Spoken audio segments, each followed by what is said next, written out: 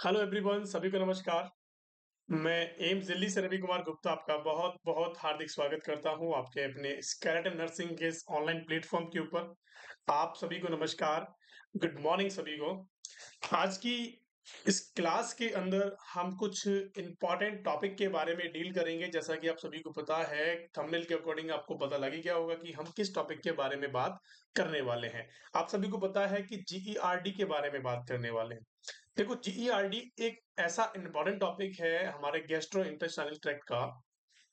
एक disease condition है, एक ऐसा डिसऑर्डर है जो कि बहुत ज्यादा इम्पोर्टेंट है और कॉमन भी है। क्या है बच्चों? ये कॉमन भी है और इम्पोर्टेंट भी है। यहाँ से अगर मैं आपसे बात करूं तो इस टॉपिक ये बहुत छोटा टॉपिक है। इससे जो क्वेश्चन आंसर्स मैं आपको बताऊंगा उससे बाहर कोई भी क्वेश्चन आंसर्स नहीं जाएगा, पहली बात तो। और दूसरी बात, इस टॉपिक के बारे में हम पूरा आज जानेंगे कि क्या क्या इंपॉर्टेंट चीजें इसके अंदर इंक्लूड होती हैं और कौन कौन सी चीजें जो है एग्जाम के अंदर पूछी जाती हैं बार बार। उन सब चीजों के बारे में हम डिटेल में डिस्कस करने वाले हैं और क्लास को लास्ट तक देखेंगे सारे बच्चे, ताकि किसी भी तरह का कोई भी डाउट आपके मन में ना रहे। और किसी भी तरह का अगर कोई डाउट होता है तो आप हमारे सपोर्टिव नंबर्स पे कॉल कर सकते हैं, मैसेज कर सकते हैं, जो कि डिस्क्रिप्शन के अंदर दिए होते हैं। ठीक है बच्चों? और कमेंट बॉक्स में भी आप कमेंट कर सकते हैं। कोई भी चीज समझ में नहीं आती है, आप बेझिझक पूछें। बस 1 घंटा मेरे को दे दीजिए आप। कोई भी काम आप कर रहे हो प्लीज छोड़ के इस क्लास को देखेंगे, ताकि हर चीज जीईआरडी के बारे में आपके टिप्स में हो। आगे बात समझ में। चलिए, जीईआरडी का मतलब क्या है, जीईआरडी क्या है, उसके बारे में हम समझने की कोशिश करेंगे। फिर उसके बाद मैं आपको क्वेश्चन आंसर्स के बारे में बताऊंगा कि कौन कौन से क्वेश्चन यहाँ से बनते हैं, इंपॉर्टेंट जो है। ठीक है? देखो, सबसे पहली बात तो आपको जीईआरडी के बारे में थोड़ा सा पता होना चाहिए कि जीईआरडी है क्या। काफी बच्चों ने पढ़ रखा होगा, काफी बच्चों ने नहीं पढ़ा होगा। तो जीईआरडी एक ऐसा इंपॉर्टेंट टॉपिक है और बहुत ही छोटा है, जहां से क्वेश्चन हर साल हर एग्जाम के अंदर आता है। ठीक है? चाहे एक क्वेश्चन हो, एक भी क्वेश्चन अगर 1 घंटे की क्लास से आता है तो मैं कहता हूँ कि आपके लिए बहुत तगड़ी वाली बेनिफिशियल की क्लास ये होने वाली है। ठीक है? तगड़ा वाला बेनिफिट आपके लिए होने वाला है। देखो, जीईआरडी जीईआरडी की फुल फॉर्म क्या होती है? Gastro oesophageal gastro oesophageal reflux reflux disorder. Gastro oesophageal reflux disorder. आगे बात समझ में। अब इस नाम के अंदर ही बहुत सारी चीजें बताई गई हैं। देखो, गैस्ट्रो का मतलब क्या होता है? गैस्ट्रो का मतलब होता है स्टमक। आगे बात समझ में। गैस्ट्रो का मतलब क्या होता है बच्चों? स्टमक होता है। ईसोफेजियल का मतलब होता है ईसोफेगस। क्या होता है? ईसोफेगस। रिफ्लेक्स का मतलब होता है कि ऊपर की तरफ रिफ्लेक्स हो जाना। कोई भी चीज आगे जा रही है, एकदम से पीछे आ जाए तो इसका मतलब क्या हुआ? रिफ्लेक्स हो गया, रिवर्ट बैक हो गया। आगे बात समझ में। डिसऑर्डर का मतलब होता है डिजीज कंडीशन या फिर आप कंडीशन को बात कर सकते हैं। आगे बात समझ में। डिसऑर्डर इन द सेंस कि वो नॉर्मल नहीं है, वो चीज नॉर्मल नहीं है। पानी का प्रेशर आगे जाना चाहिए बल्कि वापस आ रहा है, तो इसका मतलब कुछ ना कुछ गड़बड़ है। तो इसीलिए हमने क्या बोल दिया, उसको डिसऑर्डर बोल दिया। बहुत ही क्लियर वे में मैं आपको इस चीज को समझाऊंगा। आगे बात समझ में। इस नाम का पता लगा, इस नाम पे भी क्वेश्चंस पूछे जाते हैं कि ईआरडी की फुल फॉर्म क्या होती है। तो इस बात को ध्यान रखना ना कि जो स्टमक का कंटेंट है वो इसोफेगस के अंदर वापस आता है, रिफ्लेक्स होता है, उस कंडीशन को कहते हैं जीईआरडी। देखो कैसे आता है। एक एनाटॉमी के बारे में बात करते हैं। एनाटॉमी के बारे में जनरल सी बात करेंगे। ये हमारा जो है एक रफ डायग्राम मैं आपके सामने बना रहा हूं। ठीक है? अब इसके अंदर देखेंगे कि ये क्या बनाया मैंने, एक ह्यूमन बीइंग का, जनरली एक ह्यूमन बीइंग बनाया है। अब इसके अंदर क्या है देखो, हमारा ये माउथ कैविटी है, ये माउथ है। अब माउथ से नीचे क्या आता है? ओरोफेरिंक्स आता है। फेरिंग्स के बाद ईसोफेगस आता है। ईसोफेगस के बाद क्या देखने को मिलता है मेरे प्यारे बच्चों?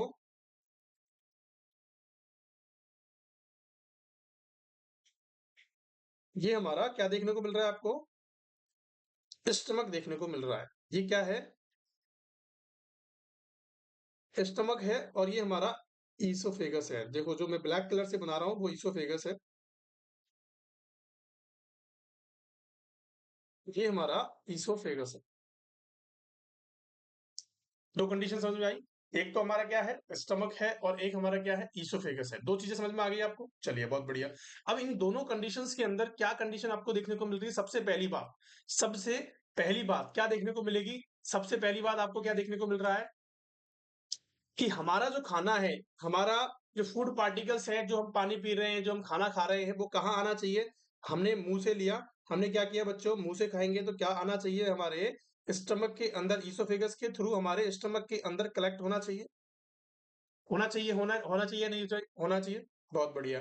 अब यहाँ पे क्या होता है बच्चों,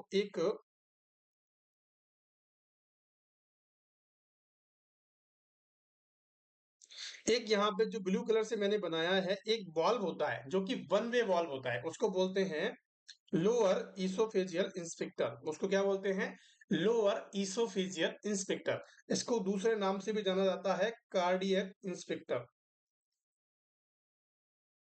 आगे बात इसमें 2 नाम होते हैं, दोनों नामों को याद रखना बहुत ज़रूरी है। इस पे भी क्वेश्चन पूछा गया है कि एलईएस का दूसरा नाम क्या है? तो आपको बताना है कार्डियक स्फिंक्टर। कार्डियक स्फिंक्टर, जैसे लोअर लोअर ईसोफेजियल स्फिंक्टर होता है, वैसा ही उसका नाम दूसरा क्या है? Cardiac sphincter. हमने देखा कि सर हमारा जो खाना हम खा रहे हैं, वो नीचे की तरफ आना चाहिए। ये हमारी नॉर्मल प्रोसेस होती है। वाल्व जो होता है, वन वे वाल्व होता है, खुल जाता है लेकिन वापस से ब्लॉक हो जाता है। वापस से ब्लॉक हो जाता है, क्यों होता है? क्योंकि वापस से जो हमारा फूड कंटेंट है, वो वापस से रिफ्लेक्स ना हो। ये तो होती है नॉर्मल कंडीशन। ये तो होती है नॉर्मल कंडीशन। अब जीईआरडी के वाले अब जो जीईआरडी होगा, तो जीईआरडी के अंदर क्या देखने को मिलेगा आपको? आपको क्या देखने को मिलेगा? ये जो खाना आप खा रहे हो, जो आपने स्टमक के अंदर खाना देखने को मिला है, वो वापस से कहाँ जाएगा? हमारे ईसोफेगस के अंदर आ जाएगा। वो हमारे ईसोफेगस के अंदर आएगा, इसका मतलब क्या हुआ कि अब नॉर्मल कंडीशन हुई। अब ये क्यों आया? उसका कारण क्या है? इंपॉर्टेंट क्या है कि कारण क्या है? उसका इंपॉर्टेंट चीज ये है कि ये वापस क्यों आया, जबकि वन वे वॉल्व आप बता रहे हो कि एक बार चला जाएगा, वापस नहीं आएगा नॉर्मल कंडीशन के अंदर। लेकिन अब नॉर्मल कंडीशन के अंदर क्या होगा कि जो आपका खाना है, वो वापस आपको देखने को मिलेगा। और उसका मोस्ट कॉमन कारण क्या होता है बच्चों, कि ये जो एलईएस है और जो कार्डिक इंस्पिंक्टर है, ये खराब हो जाता है। खराब इन द सेंस, इसकी जो वन वे वॉल्व है, जो इसकी मसल्स है, वो कैसी हो जाती हैं? इनकम्पिटेंस हो जाती हैं, वीकनेस आ जाती है। इसीलिए आपको जीईआरडी की कंडीशन देखने को मिलती है। सबसे मोस्ट कॉमन कारण यही होता है कि एल लोअर ईसोफेजियल स्फिंक्टर का खराब हो जाना, इनकॉम्पिटेंस हो जाना, कार्डिक स्फिंक्टर का खराब हो जाना, इनकॉम्पिटेंस हो जाना। आगे बात समझ में? आप जो काम करते हो, सपोज दैट इस पेन का काम लिखने का है, अगर ये पेन मिटाने लगे तो इसका मतलब क्या है? अब नॉर्मल कंडीशन है। अब नॉर्मल कंडीशन है, या ये पेन खराब हो जाए, नहीं चले, तो इसका मतलब क्या है कि कोई ना कोई अब नॉर्मल कंडीशन है, या तो स्याही खत्म हो गई है, या आपको आपके जो निब है वो खराब हो गई है। कुछ ना कुछ कंडीशंस है। ये मेरी बात समझ में आई? हमने नॉर्मल प्रोसेस के अंदर देखा कि कार्डिक इंस्पेक्टर जो होता है, वन वे वाल्व होता है, उसके खराब हो जाने की वजह से हमारा जो फूड कंटेंट है स्टमक से ईसोफेगस के अंदर आ जाता है। आगे बात समझ में? तो जीईआरडी बस इतना सा ही है, इसके अंदर कुछ नहीं है।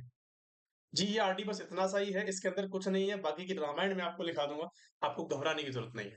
चलिए, सबसे पहली चीज सबसे पहली चीज देखो, एक चीज और बताता हूँ आपको। इसकी लेंथ पूछी जाती है एग्जाम के अंदर कि इसोफेगस की लेंथ कितनी होती है, तो आपको बताना है 25 सेंटीमीटर की होती है। कितनी होती है? 25 सेंटीमीटर की होती है। अगर आपसे स्टमक की लेंथ के बारे में पूछे तो ये भी बताना है 25 सेंटीमीटर की होती है। आगे बात समझ में? चलिए, अब मैं आपसे यहाँ पे कुछ डेफिनेशन के बारे में बात करता हूँ। देखो,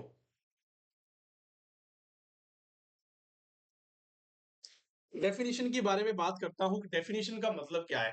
डेफिनेशन क्या होता है कि revert back flow of the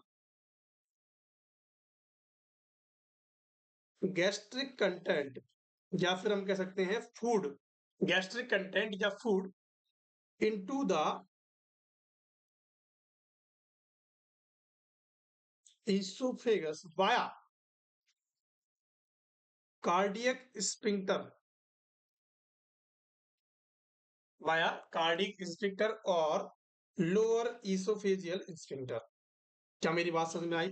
मैंने आपको क्या बताया कि डेफिनेशन के तौर पे एक जो चीजें मैंने आपको बताई हैं वही चीजें मैंने आपको लिखी हैं कि रिवर्ट बैक हो जाना हमारे फूड कंटेंट का, हमारे गैस्ट्रिक कंटेंट का, कहाँ पे ईसोफेगस के अंदर, और जब ऐसा होता है तो उसको बोलते हैं जीईआरडी। आगे मेरी बात समझ में, क्या मेरी बात समझ में आई बच्चों? आगे पूरी बात समझ में, चलिए अब मैं आपको कुछ कॉजेटिव फैक्टर्स के बारे में बताता हूं कि कॉज क्या क्या चीजें होती हैं। कॉजेस की बात करेंगे हम। कॉजेस बड़े ही इंपॉर्टेंट हैं बच्चों, कॉजेस के ऊपर ध्यान देना है आप सभी को। कि देखो सबसे पहला जो कॉज होता है, मैंने आपको बताया मोस्ट कॉमन कॉज होता है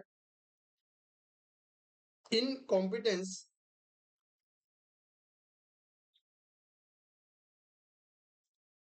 ऑफ कार्डियक स्फिंक्टर, और क्या है बच्चों, लोअर ईसोफेजियल स्फिंक्टर। क्या है कि इनकम्पिटेंस हो जाना कार्डिक स्फिंक्टर का और लोअर ईसोफेजियल स्फिंक्टर का। इनकम्पिटेंस का मतलब है कि खराब हो जाना। ठीक है, नंबर दूसरी बात करते हैं। इंक्रीज, या तो ये कंडीशन हो गई है, दूसरी कंडीशन क्या होगी, सबसे मोस्ट कॉमन कारण यही होता है बच्चों, सबसे मोस्ट कॉमन कारण यही होता है। Question of the day, question पूछा जाएगा आपसे 100% इस पे।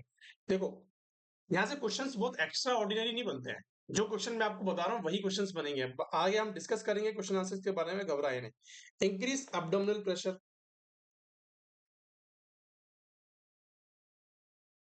वही किसी व्यक्ति का सपोज दैट एब्डोमेन का प्रेशर बढ़ गया, एब्डोमेन का प्रेशर बढ़ गया, तो उस कंडीशन की वजह से आपका जो फूड कंटेंट है वो ऊपर आ जाएगा। आएगा नहीं आएगा? आ जाएगा। अब क्या होता है कि नॉर्मल जो हमारा एब्डोमेन प्रेशर होता है, नॉर्मल जो एब्डोमेन प्रेशर होता है, एपी जो होता है वो कितना होता है, 5 to 7 होता है। 5 to 7 ऑफ एच जी होता है। क्या होता है मेरे प्यारे बच्चों? 5 to 7 एच जी होता है। अगर मैं ओबेस पर्सन की बात करता हूँ, जो मोटे लोग होते हैं, उनके अंदर कितना होता है, 9 से 12 ऑफ एच जी होता है। कितना होता है? 9 से 12 ऑफ एच जी देखने को मिल जाता है। क्या मेरी बात समझ में आई आप सभी को? यहाँ तक कि क्लास के अंदर किसी को कोई डाउट? चलिए दूसरी कंडीशन देखते हैं, तीसरा हम हमारा पॉजिटिव फैक्टर देखते हैं। एक होता है कि एबनॉर्मल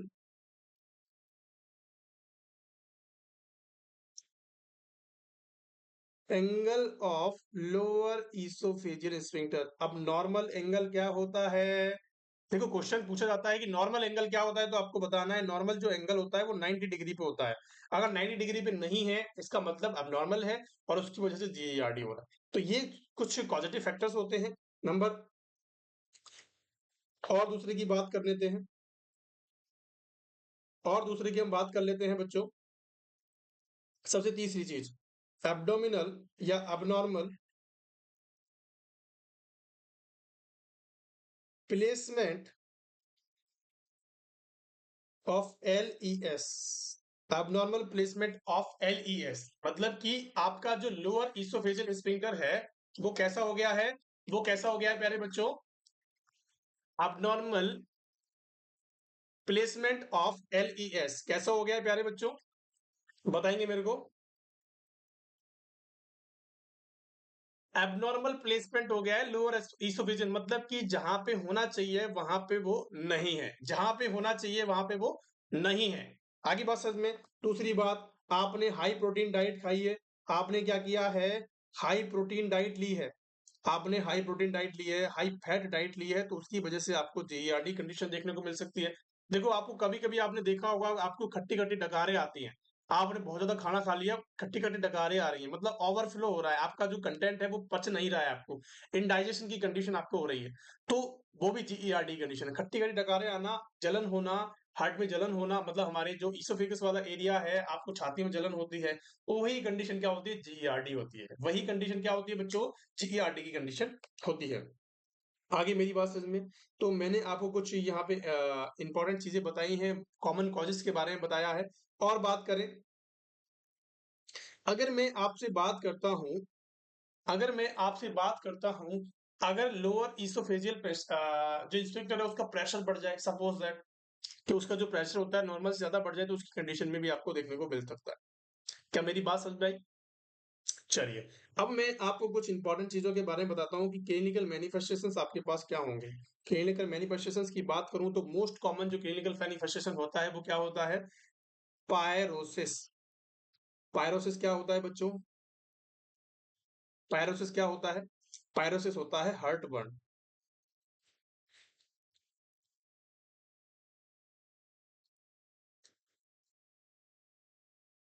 हार्ट हार्ट बर्न का मतलब क्या है? छाती में जलन होना, चेस्ट में जलन होना क्या कहलाता है? पायरोसिस कहलाता है, हार्ट बर्न उसे कहते हैं। आगे बात समझ में? चलिए, हार्ट बर्न आपको देखने को मिलेगा और पेन आपको देखने को पेन इन एपिगैस्ट्रिक रीजन।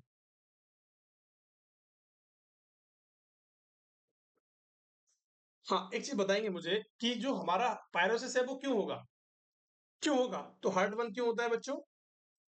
क्योंकि जो स्टमक का कंटेंट है उसके अंदर एसिड मिला हुआ है। एसिड मिलने की वजह से आपको हार्ट बर्न की कंडीशन देखने को मिलेगी। तो ड्यू टू एसिड। आगे बात समझ में? क्वेश्चन पूछा जा सकता है कि आपको हार्ट बर्न क्यों होगा? तो आपको बताना है एसिड कंटेंट की वजह से होगा। Pain in epigastric region, pain आपको देखने को मिला एपिगैस्ट्रिक रीजन के अंदर, ठीक है? आपका जो सलाइवेशन है वो बढ़ जाएगा, इंक्रीज सलाइवेशन, ठीक है? और आपको देखने को मिलेगा सॉर टेस्ट इन माउथ, कि आपको माउथ के अंदर खट्टा-खट्टा महसूस होगा, क्योंकि जो हम कह सकते हैं कड़वा खट्टा महसूस होगा, एसिड की वजह से देखने को मिलेगा। जो खट्टी-खट्टी डकारें आएँगी आपको इसकी वजह से ही आएँगी, ठीक है? हिचकप आपको देखने को मिलेगा। हिचकप मतलब कि हिचकीज़ आपको देखने को मिल जाएगी। आगे बात समझ में, मैंने आपको कौन-कौन सी कंडीशंस की बात करी हैं। एक तो आपको मोस्ट कॉमन मैंने आपको बताया पायरोसिस की कंडीशन देखने को मिलेगी, एपिगैस्ट्रिक रीजन के अंदर देखने को मिलेगा, पेन देखने को मिल सकता है, सलाइवा देखने को मिल सकता है और हिचकप्स है, सॉर थ्रोट है। ये इंपॉर्टेंट है ध्यान रखना ये चीज़ें। ये सारी चीज़ें जो हैं वो मैं आपको बता रहा हूँ वो बहुत सारी इंपॉर्टेंट है। अब मैं आपकी डायग्नोस्टिक इवैल्यूएशन की बात कर लेता हूँ कि आपको डायग्नोसिस क्या-क्या करवाना चाहिए। देखो, इसके अंदर मेजर डायग्नोसिस नहीं होते हैं, इसके अंदर जनरल डायग्नोसिस होते हैं। अगर मैं आपसे बात करूँ तो पहला आपको क्या करना है? हिस्ट्री कलेक्शन करना है। हिस्ट्री कलेक्शन करना है, फिजिकल एग्जामिनेशन करना है, फिजिकल एग्जामिनेशन करना है, फिजिकल एग्जाम आप कर सकते हो। नंबर तीसरी बात आप क्या कर सकते हो? गैस्ट्रिक एनालिसिस कर सकते हो। गैस्ट्रिक एनालिसिस का मतलब क्या होता है? गैस्ट्रिक एनालिसिस के अंदर क्या करना होता है आपको? गैस्ट्रिक एनालिसिस के अंदर क्या करना होता है कि कोई ब्लॉकेज तो नहीं है, ठीक है? आगे अगर रास्ता ही बंद है तो ऊपर आना है आना है। भाई अगर आप सपोज दैट आपके आगे ही स्टेनोसिस प्रेजेंट है, रुकावट है कहीं पे, गांठ बनी हुई है, कुछ ना कुछ प्रॉब्लम है, तभी तो ये वापस आ रहा है बाहर की तरफ। तो ये सारी कंडीशंस आपको देखने को मिल सकती हैं, ठीक है? और यही सारे नॉर्मल टेस्ट होते हैं, इसके अंदर कुछ ज्यादा टेस्ट नहीं होते हैं। अगर मैं आपसे यहाँ पे बात करूं कि सर इसका मैनेजमेंट क्या होगा, देखो मैनेजमेंट जो होता है ना, मैनेजमेंट जो होता है, मैनेजमेंट बहुत इंपॉर्टेंट होता है। किसी भी डिजीज कंडीशन का, किसी भी डिसऑर्डर का मैनेजमेंट बहुत इंपॉर्टेंट होता है। अगर मैनेजमेंट आपको आता है तो आप 100% किसी भी चीज का तोड़ निकाल सकते हो। इंपॉर्टेंट चीजें देखो, आपने एक कॉमन सेंस लगाना है, आपने एक कॉमन सेंस लगाना है। अगर किसी व्यक्ति को खाना खाने के बाद क्या देखने को मिल रही है? डकार, खट्टी डकार देखने को मिल रही है, तो उस कंडीशन के अंदर आपको क्या करना चाहिए? कौन सी पोजीशन? सबसे पहली चीज आती है पोजीशन। मैनेजमेंट के अंदर आपको पोजीशन के बारे में सबसे पहले बताते हैं। कॉमन सेंस आपका यूज करेंगे। कॉमन सेंस कैसी पोजीशन आप देंगे बच्चों? कैसी पोजीशन देंगे? मुझे अगर मैं खाना खाने के बाद लेट जाता हूँ और मेरा खाना मुझे खट्टी-खट्टी डकारें आती हैं, तो उस कंडीशन के अंदर मुझे लेटना नहीं है।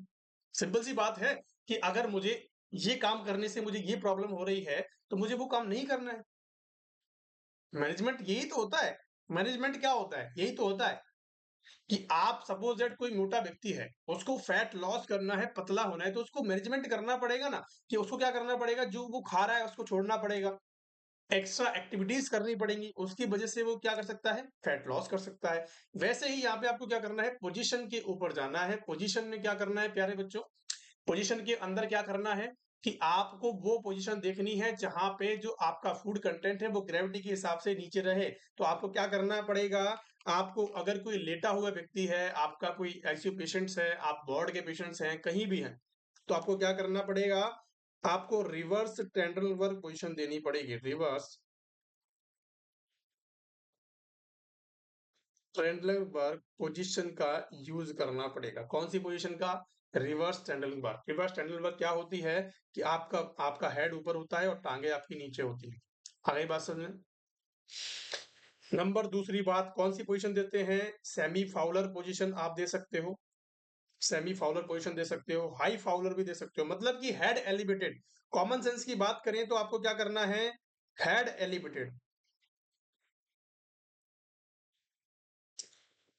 हेड को एलिवेशन करना है, बस खत्म बात। हेड को एलिवेशन आपने कर दिया तो आपका काम खत्म हो जाएगा, ठीक है। अगर मैं आपसे बात करूं कि कौन सी पोजीशन को अवॉइड करना है, तो आपको अवॉइड करना है ट्रेंडलेनबर्ग पोजीशन को। कि भाई ट्रेंडलेनबर्ग का मतलब आपने हेड डाउन कर दिया खाना खाने के बाद, तो वो नहीं करना है।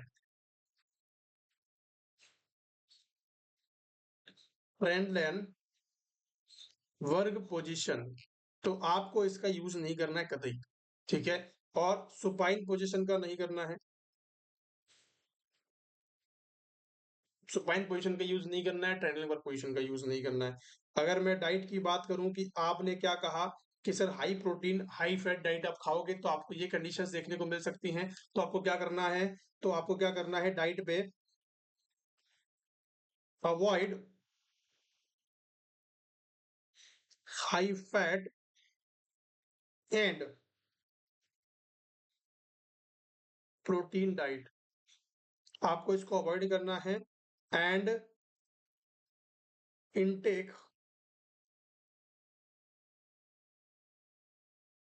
High carbohydrate, high carbohydrate diet को क्या करना है? इनटेक करना है। आगे बात समझ में?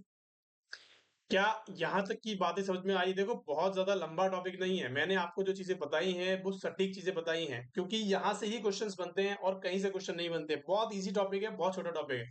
हमें हम यहाँ पे तो है नहीं कि हम भैया हमें बीएससी का एग्जाम लिखना है, जीएनएम का एग्जाम लिखना है, हमें पूरी डिटेल चाहिए, पूरा एकदम इंटरवेंशन चाहिए कि हमें क्या करना है। हमें सिर्फ वही पढ़ रहे हैं जो एग्जाम के लिए इंपॉर्टेंट है बच्चों। हम सिर्फ वही पढ़ रहे हैं कि हमारा एक जो क्वेश्चन आने वाला है वो हमसे हो जाए, दैट्स इट। हमें टीचर नहीं बनना है इसके अंदर, और इससे बाहर कोई नहीं जाएगा, गारंटी के साथ कह रहा हूँ। अब आता है कि ड्रग्स का यूज क्या करेंगे। देखो ड्रग्स की बात करें, सबसे पहली बात करें तो पीपीआई की बात कर सकते हैं। पीपीआई जो होते हैं प्रोटॉन पंप इनहिबिटर होते हैं, प्रोटॉन पंप इनहिबिटर्स होता है, सबसे मोस्ट कॉमन होता है ये, मोस्ट कॉमन यूज होती है प्रोटॉन पंप इनहिबिटर। कौन सी होती है? पेंटाप्राजोल, इसमो इसमोप्राजोल। जितने भी जॉल वाले हमारे पास होते हैं, जितनी भी जॉल होती हैं वो क्या होती हैं? वो कैसी होती है? पेंटाप्राजोल होती है। और एक नाम और सुना होगा आपने, अगर मैं ड्रग ऑफ चॉइस की बात करता हूँ, ड्रग ऑफ चॉइस की बात करता हूँ जीआरडी के अंदर, तो एक होती है रेगलान। रेगलान कौन सी होती है? आपने बहुत बार सुना होगा, रेगलान ले लो, रेगलान ले लो। ड्रग ऑफ चॉइस होती है, ध्यान रखना। कौन सी होती है? मेटाक्लोप्रामाइड।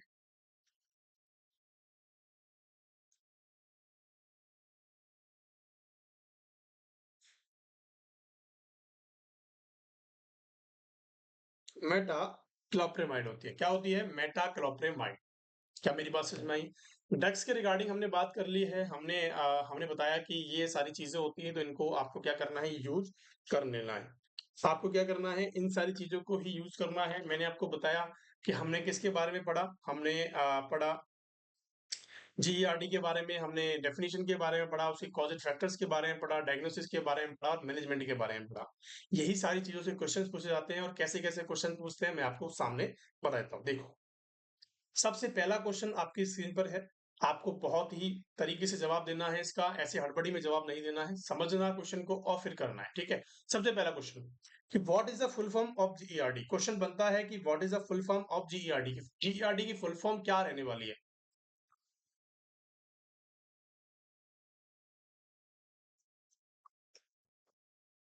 जीईआरडी की फुल फॉर्म क्या रहने वाली है? गैस्ट्रो इसोफेजियल रेस्ट्रिक्शन डिसऑर्डर रहने वाला है, गैस्ट्रो इसोफेजियल रिफ्लक्स डिसऑर्डर रहने वाला है, या गैस्ट्रो इंटेस्टाइनल रिफ्लक्स डिसऑर्डर रहने वाला है। बहुत ज्यादा इंपॉर्टेंट है, बताएंगे। देखो, मैंने आपसे बात करी कि गैस्ट्रो इसोफेजियल रिस्ट्रिक्शन डिसऑर्डर नहीं होता है, गैस्ट्रो इसोफेजियल रेस्ट्रिक्शन डिसऑर्डर नहीं होता है, गैस्ट्रो इसोफेजियल इंटेस्टाइनल नहीं होता है। देखो, गैस्ट्रो इंटेस्टाइनल लिखा हुआ है, नन का तो कोई ऑप्शन नहीं है। ठीक है, तो सबसे बेस्ट आंसर हमारा कौन सा है कि गैस्ट्रो इसोफेजियल रिफ्लक्स डिसऑर्डर होता है। क्या होता है? गैस्ट्रो इसोफेजियल रिफ्लक्स डिसऑर्डर होता है। जिस भी बच्चे का बी आंसर है वो करेक्ट है बच्चों। आगे बात समझ में, देखो, अगर आपने टॉपिक को अच्छे से पढ़ा है तो आप इसका क्वेश्चन आंसर्स का जवाब इजीली दे दोगे। चलिए, दूसरा question, A diagnosis of gastroesophageal reflux disorder, एक डायग्नोसिस बनाया है, एक डायग्नोसिस है रिफ्लक्स डिसऑर्डर का, and implies that the patient has which of the following functional abnormality, कि ऐसा जीईआरडी के अंदर कौन सी ऐसी फंक्शनल एब्नॉर्मलिटी है जिसकी वजह से ये कंडीशन अराइज होती है। फटाफट से आंसर करेंगे, बहुत इंपॉर्टेंट है। मोस्टली अगर मैं आपसे बात करूं, इसके अंदर फंक्शंस की, एनाटॉमी के अंदर बात करी गई है कि एनाटॉमी के अंदर मैंने आपको बताया कि मोस्ट कॉमन कॉज क्या होता है। देखो, क्रिकोफेरेंजियल इनकोऑर्डिनेशन होगा। क्रिकोफेरेंजियल मतलब कि क्रिकोफेरेंजियल जो हमारा क्रिकोइड कार्टिलेज होता है और फेरेंजियल के बीच में होता है, क्रिकोइड कार्टिलेज जो होता है उसके अंदर इनकोऑर्डिनेशन की वजह से होगा, या कंप्रेशन ऑफ द इसोफेगस, कि कंप्रेस हो रही है oesophagus of the double aortic arch, मतलब कि जो डबल एयोर्टिक आर्च बनती है, एयोर्टा जो आर्च बनाती है उसकी वजह से वो कंप्रेस होता है इसोफेगस। तो इसोफेगस अगर कंप्रेस होगा तो उसकी वजह से कुछ नहीं हो सकता, क्योंकि स्टमक का बात है यहाँ पे बात किसकी है? स्टमक की। स्टमक क्या होगा? कंप्रेस होगा, एब्डोमेन प्रेशर बढ़ेगा तभी ऊपर आएगा, या हमारा जो एलईएस है वो खराब होगा तब ऊपर आएगा। तो हमने क्या देखा कि लोअर इसोफेजियल इंस्फिंक्टर इनकम्पिटेंस हमने पढ़ा था। अभी हमने ये पढ़ा था, मैंने आपको बताया था कि लोअर इसोफेजियल स्फिंक्टर अगर खराब है आपका तो आपको देखने को मिल सकता है क्या? जीईआरडी। और क्या क्या बताया था मैंने कि एब्डोमिनल प्रेशर जब बढ़ता है तो कंडीशन देखने को मिल सकती है। बताया था नहीं बताया था? तो यही सारी कॉजेटिव फैक्टर्स को आपको याद रखना है। आगे बात समझ में, सी इज द करेक्ट आंसर। अगला क्वेश्चन, कि which of the following listed drug is the proton pump inhibitor, कि भैया जो मैंने ड्रग लिखी है यहाँ पे चारों ड्रग्स में से प्रोटॉन पंप इनिबिटर कौन सी है। देखो, मैंने आपको अभी के अभी बताया है, अभी के अभी बताया था कि प्रोटॉन पंप जो इनिबिटर्स होते हैं, प्रोटॉन पंप जो इनिबिटर्स होते हैं वो कौन कौन से थे। मैंने आपको बताया था पीपीआई जो होते हैं। पीपीआई काम क्या करते हैं? पीपीआई जनरली हम कह सकते हैं कि पीपीआई का जनरली काम क्या होता है उसके बारे में मुझे बताएंगे। देखो, जो पीपीआई होता है या फिर हम कह सकते हैं प्रोटॉन पंप इनिबिटर जो होता है, उसके अंदर आपको क्या देखने को मिलता है, ये क्या करते हैं, ये क्या करते हैं, एसिडिटी को कम करते हैं, मतलब कि एसिड को, सीक्रेशन को कम करने का काम करते हैं। ठीक है, अब इसके आपको पता है कि जो प्रोटॉन पंप इनिबिटर होते हैं वो एम्प्टी स्टमक लिए जाते हैं, एम्प्टी स्टमक लेते हैं। ठीक है, और जो पेंटॉप की डोज होती है ना बच्चों, वो कैसी होती है? 40 mg ओडी होती है, 40 mg। काफी पेशेंट्स जिसको ज्यादा प्रॉब्लम्स होती है उनको बीडी भी चलाते हैं। पेंटॉप जो होती है, पेंटॉप 40 mg ओडी के नाम से आती है, और एम्प्टी स्टमक सुबह खाली पेट के साथ ली जाती है, एसिडिटी में रिलीफ करवाती है। ठीक है, तो जब भी मैंने आपको बताया पी प्रोटॉन पंप इनिबिटर जिसके भी पीछे जॉल लगा होता है, पेंटाप्रोजोल, पेंटाप्रोजोल, इसमोप्रोजोल, ठीक है, इनके बीच में क्या लगा हुआ है? पीछे जॉल लगा हुआ है, तो वो कौन से हैं? पेंटॉप प्रोटॉन पंप इनिबिटर होता है। रेनिटिडिन और फॉर्मिटिडिन, रेनिटिडिन और जो फॉर्मिटिडिन होती है वो कैसी ड्रग्स होती हैं? हिस्टामिन 2। कैसी होती हैं? कैसी होती है मेरे प्यारे बच्चों? हिस्टामिन 2 रिसेप्टर्स होते हैं। कैसे होते हैं? हिस्टामिन 2 रिसेप्टर वाली ड्रग होती हैं। ठीक है, ये भी क्या काम करते हैं? ये भी सेम काम करते हैं, मतलब क्लास ऑफ ड्रग अलग है लेकिन ये काम क्या करते हैं? सेम काम करते हैं। सुक्राल फेट जो होता है वो गैस्ट्रिक अल्सर्स के, जब गैस्ट्रिक अल्सर हो जाते हैं ना प्यारे बच्चों, तब इसका यूज होता है। सुक्राल फैट जब भी हम देते हैं तो गैस्ट्रिक अल्सर के ऊपर चिपक जाता है। सपोज दैट हमने सुक्राल फैट खाया और वो जहां पे अल्सर्स बने हुए हैं ना उनके ऊपर वो चिपक जाएगा और उनको राहत मिलेगी, उस पेशेंट को जलन से राहत मिलेगी। सपोज दैट किसी के पेट में छाले हो रखे हैं, किसी के स्टमक में छाले हो रखे हैं, मतलब गैस्ट्रिक अल्सर हो रखे हैं। जब गैस्ट्रिक अल्सर्स होते हैं तो बेटा बहुत जलन होती है पेट के अंदर, कुछ भी खाएगा एसिड आएगा और क्या होगा? जलन होगी। ठीक है, तो उससे पहले हम क्या देते हैं? खाने से पहले सुक्राल फैट देते हैं, ताकि जो सुक्राल फैट है वो कहाँ चला जाए? हमारा उन छालों के ऊपर क्या कर जाए? जमा हो जाए और पेशेंट को राहत मिले एसिड से। जलने से राहत मिले, इसीलिए हम सुक्राल फैट का यूज करते हैं। अगला क्वेश्चन कि गैस्ट्रोइसोफेजियल रिफ्लक्स डिसऑर्डर क्या होता है? Gastroesophageal reflux disease is the most common cause of, किसकी वजह से होती है? भाई जो हमारा जीईआरडी है वो किसकी वजह से हो रहा है उसके बारे में यहाँ पे क्वेश्चन बताया गया है। बताएंगे फटाफट से। क्या आपसे क्वेश्चन पूछा गया है कि आपका जो जीईआरडी है वो किसकी वजह से हो रहा है? Make common sense, common sense आपको यूज करना है। हर्निया क्या होता है आपको पता है? हर्निया का मतलब होता है protrusion of organ, protrusion of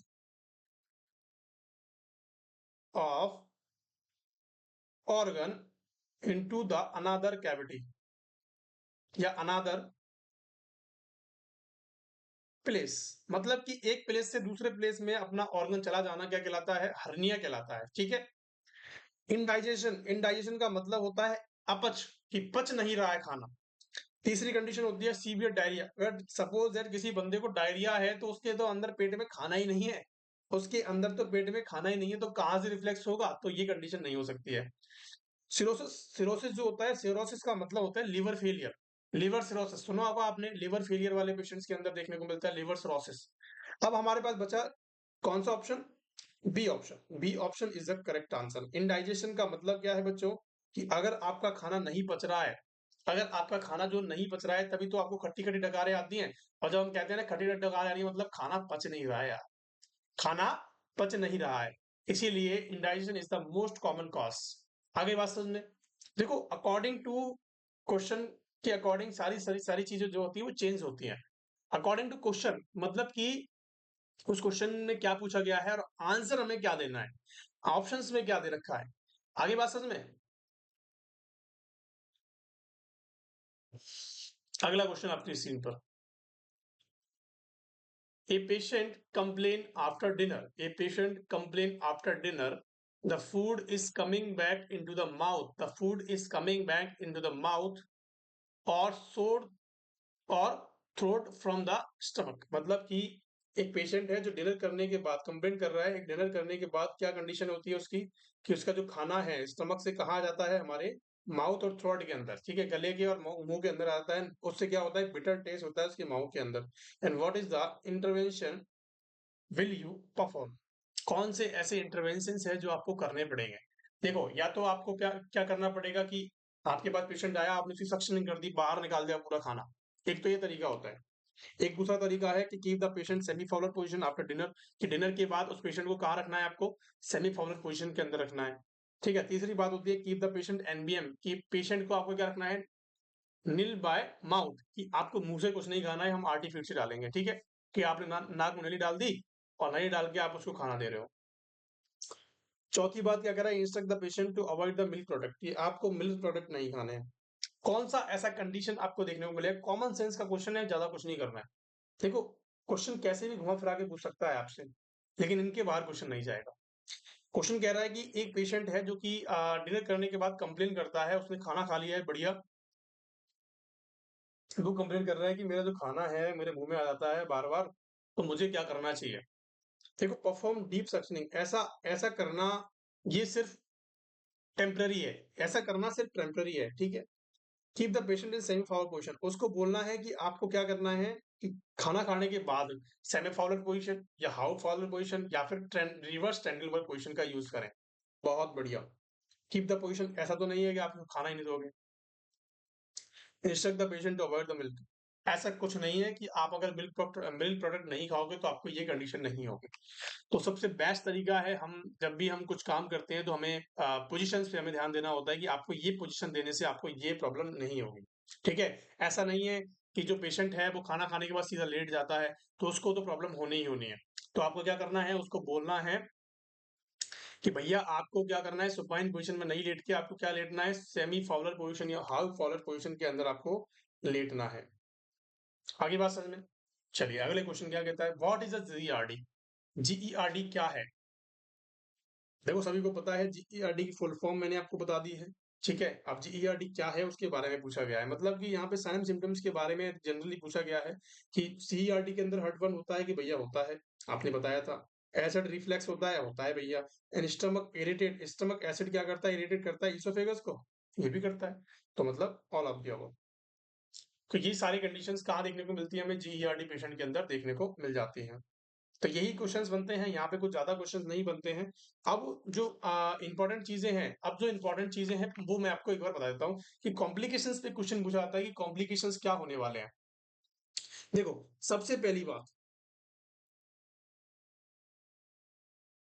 अगर मैं आपसे बात करूं कि कॉम्प्लिकेशंस क्या होगा, अगर मैं आपसे बात करता हूं कि कॉम्प्लिकेशंस क्या होने वाले हैं, तो आप मुझे बताएंगे कि सबसे पहला कॉम्प्लिकेशंस आपका क्या रहेगा। जीईआरडी जब भी होती है, जब भी जीईआरडी कंडीशन देखने को मिलती है, तो आपको कौन कौन से कॉम्प्लिकेशंस यहाँ पे देखने को मिलते हैं। देखो, कॉमन सेंस, आपको कॉमन सेंस का यूज करना है, कॉमन सेंस से ही आपका आंसर निकल के आ जाएगा। कॉम्प्लिकेशन ऑफ जीईआरडी, देखो जब भी जीईआरडी की कंडीशन आती है, सबसे पहली चीज होती है ईसोफेजाइटिस। ईसोफेजाइटिस का मतलब होता है इंफ्लामेशन ऑफ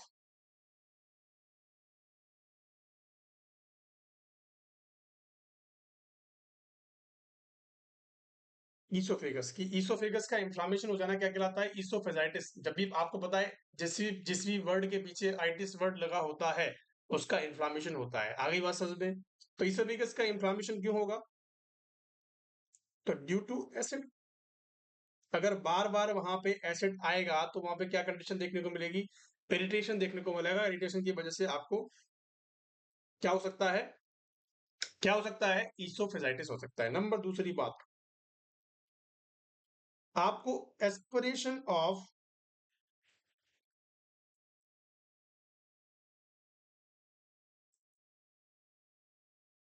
गैस्ट्रिक कंटेंट, कि गैस्ट्रिक जो कंटेंट आपने जो खाया है वो एस्पिरेट कर सकता है। एस्पिरेट इन द सेंस कि आपके लंग्स के अंदर वो जा सकता है, आपके लंग्स के अंदर वो जा सकता है। इसका मतलब होता है कि aspirate, aspiration of gastric content.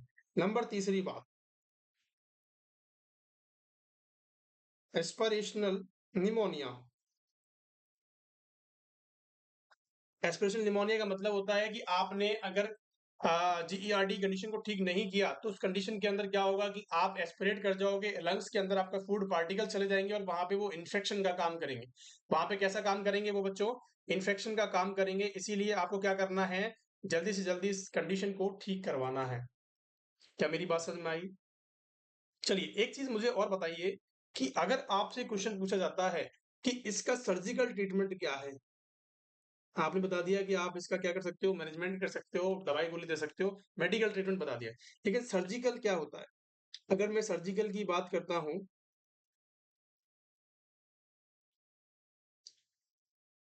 Surgical treatment, तो सर्जिकल ट्रीटमेंट क्या है? सबसे पहली बात, देखो सर्जरी जो होती है, इसकी जो सर्जरी होती है वो मोस्ट इंपॉर्टेंट है। आपसे कई बार एग्जाम के अंदर पूछी जाएगी, समझना इस चीज को। फंडोप्लिकेशन कैसे होती है? फंडोप्लिकेशन। अब फंडोप्लिकेशन क्या होता है? देखो, सर्जरी अगर आपसे कोई पूछी जाए तो फंडोप्लिकेशन होती है, फंडस वाले पार्ट को क्या किया जाता है? बांध दिया जाता है, रैप कर दिया जाता है। अब देखो कैसे होता है। सबसे पहली बात मैंने आपको बताया, इसके अंदर क्या करते हैं? Wrapped the fundus part of the stomach